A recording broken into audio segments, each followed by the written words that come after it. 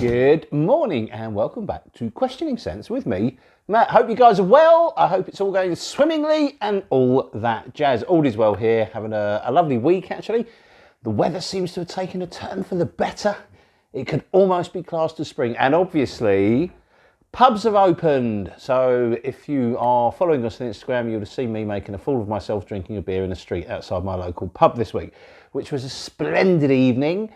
Lots of fun, and obviously I had to wear Auto Paresi burger mask for the evening. That was never in doubt, let's be fair. So basically, yeah, all is well. Anywho, we're going to do have a quick chat about an oldie but a goodie today. One from Montale, one that has been touted as being the best from the house. Now, that's a big statement, isn't it? I want to try and find out if it is. Now, I have quite a few from the house, and obviously I kind of look at Mancera and Montale as being very, very, I mean, they're part of the same company, and I find the fragrance is pretty similar too. So, you know, to say it's the best from Montale is a difficult one. And the reason I say this is because a good friend of mine, Dragan, who is a very serious collector of perfumes, he has like over 70 just from Xerjoff, he reckons it is the best from Montale. So I'm going to have a look at it. I don't know if I necessarily agree with him, but it's a fantastic fragrance and it's an old one. It came out in 2006, so I think it sometimes gets overlooked or maybe even forgotten. I mean, the problem you have with Montale is they release so many perfumes. They've got like so many in their collections. You know, I think when a house constantly adds perfumes to it, some of the older ones kind of do get a little bit overlooked and a bit forgotten, and this one shouldn't be because it's a fantastic perfume. And we're going to be talking today about this little one here. I've only got 50ml of it, called Patchouli Leaves.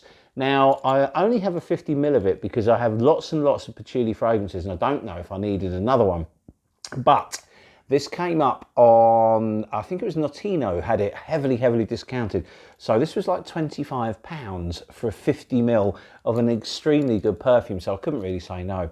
So what we'll do is, I'm wearing it at the moment, I'm going to have another little spray, then we'll go through the notes, we'll talk a little bit about the perfume itself, you know, who can wear it, where it's going to be good for, that kind of thing, you know, what's the performance like, and most importantly, how does it smell? So let's have a little spray now. I do have to say, and I say this every time we talk about a Montale fragrance, I hate these bottles with a passion, or cans. So let's take off the little annoying jingly jangly thing and we'll have a little spray. There you go. Atomizer is fine, it's all good, it's very functional. I don't like the bottles at all, to be honest. I like taking photos of bottles. If you follow us on Instagram, you'll know that I'm forever putting up photos of perfume bottles. And these are really difficult to take a good photo of. They're an absolute pig. So one of the reasons I don't like them. And also, you never know how much juice is in them. You never know, I hate saying the word juice. You never know how much perfume is actually in the bottle as well. So it's always a bit of a guessing game. But there you have it, minor gripes. Ultimately, it's all about the perfume and how the perfume smells. That's the most important thing. And then all the rest kind of falls into place somewhere down the line after. So what we'll do is we'll have a look at the notes and then we'll chat about the perfume. Okay, so Patchouli Leaves. So we know what this is going to be about before we start, obviously, with a title like that. Now, it came out in 2006, as I said earlier. The nose behind it is obviously going to be Pierre Montale, and we'll have a look at the notes. The notes are quite simplistic. You have amber, bourbon vanilla, labdanum, patchouli leaf, and white musk. Does that tell the whole story? No, it really doesn't. This is a patchouli bomb. It's a raw, earthy, very realistic patchouli. It's so intense in the opening, you almost get like a chocolatey vibe from it, and it's really earthy patchouli at its best, actually. Fantastic. If you love patchouli, you are going to love this. It veers towards the hippie side of patchouli. It's not, especially in the opening, it doesn't come across as particularly sophisticated. It's just a photorealistic representation of patchouli, which is something I absolutely love. If you are a patch ho, or you know, if you love patchouli, you're really going to need to experience this one because it's perfect. It's raw, it's dark, it's earthy. There's a little greenness in there. As I say, in the opening, you get some chocolatiness. There is a little sweetness, and it does become a little bit sweeter as the perfume develops. You will slightly get a kind of a hint of an ambery note that comes into it, but not massively. There's the vanilla, I think, just kind of knits it all together and smooths it out a bit. There's a little bit of booze in here, but it's not like my favourite, which is Patch Flash from Towerville. You know, that's a real earthy, woodsy, boozy patchouli. This one's not so much. This is more about a realistic smell of patchouli, and it just does it so well.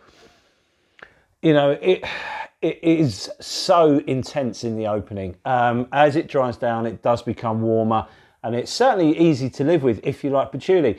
And now we have the question, is this the best from Montale? Well, in terms of longevity, it's up there with all of them. It's not as shrieky, it's not as loud as some of the others, but it has good projection. It has a very strong sillage, and also it just lasts and lasts and lasts. If you put this on in the morning, when you come home in the evening, you will still smell it on you. But it smells lovely. Now, I can't say that this is the best from the house. I have lots. My favourite, I think, if I were going to make a video about which is the best, I'm going to have to disagree with my friend Dragan, and I'm going to have to say that Honey Oud is I think personally, the best fragrance from the house. This will be reviewed soon. I can't believe I've not actually done a review of this one yet. But I think I know why people do think that this may be the best from the house. And the reason for that is Montale have got a reputation for making very loud, synthetic smelling fragrances, which they do. Now, I'm not getting drawn into the whole synthetics versus naturals thing because it's an absolutely pointless argument. Without synthetic notes, without synthetic materials, perfumery as you and I know it today would not exist. Even the most natural smelling perfumes can often carry or have synthetic materials in them. They need them for stabilization, they need them for performance, they need them for longevity. If you have all natural smelling perfumes, generally speaking, the ones that I've tried have smelled beautiful, but they don't last. So I like to find a common ground with some naturals, some synthetics I think work together very well. There's a difference between having synthetic materials in a perfume and a perfume smelling synthetic. Now, that's where I think people get a bit caught up. A lot of the Montales that I've smelled or that I own do smell quite synthetic. And that's why I think people sort of veer away from the house, because they can become a little or they certainly can be screechy sometimes. They can be a bit too loud, and they can chuck out this sort of synthetic vibe. And now my argument as to why this is the best from the house is because this doesn't smell like that. This smells very real. It's not screeching, it's not overly synthetic. It doesn't really smell synthetic at all. It smells like a fairly natural perfume. And I think instantly when people that aren't a fan of the classic Montale style perfume, they smell this and think, oh wow, this is really sophisticated. This smells very natural. It's very easy to wear. And that's why I think some people do think it is the best from the house. And I can understand that. But what we also need to explore is it a good perfume? And the answer to that is definitely yes. It's a lovely smell. But as you know, previously stated, and is obvious from the title, Patchouli Leaves, you've got to like patchouli. If you do and you are a fan, then you at least need to smell it. If you can find it for this sort of price, then it's easily worth a blind buy, you know, provided you're a fan of the genre. So there you have it.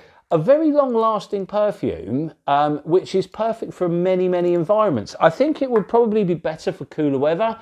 I'm wearing it on a fairly warm day, and it's nice. It's not cloying. It's not driving me mad. But on a crisp morning or a cold evening, it's going to be amazing.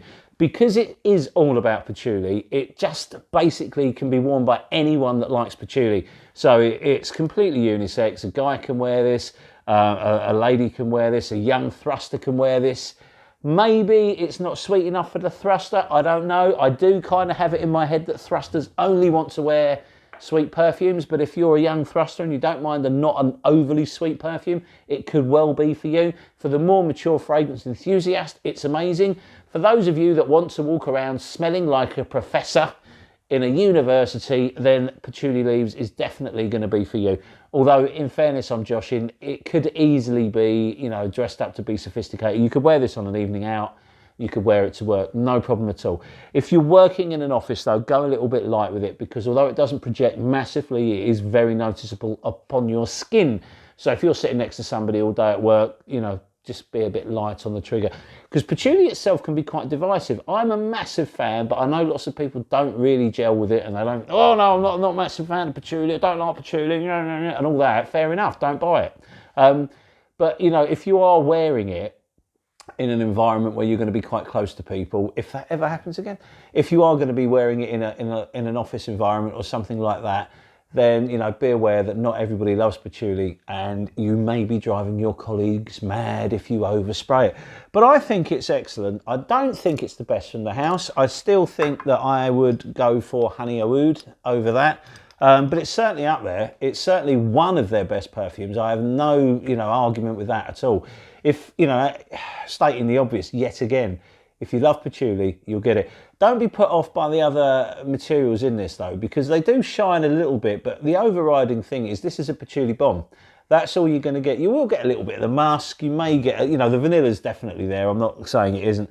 But, you know, this amber, I think the amber can be a bit misleading because it's not, I wouldn't class as an amber perfume. It's a patchouli-driven perfume with a little bit of amber that kind of brings some sweetness and some warmth to it that does combine quite well with this vanilla.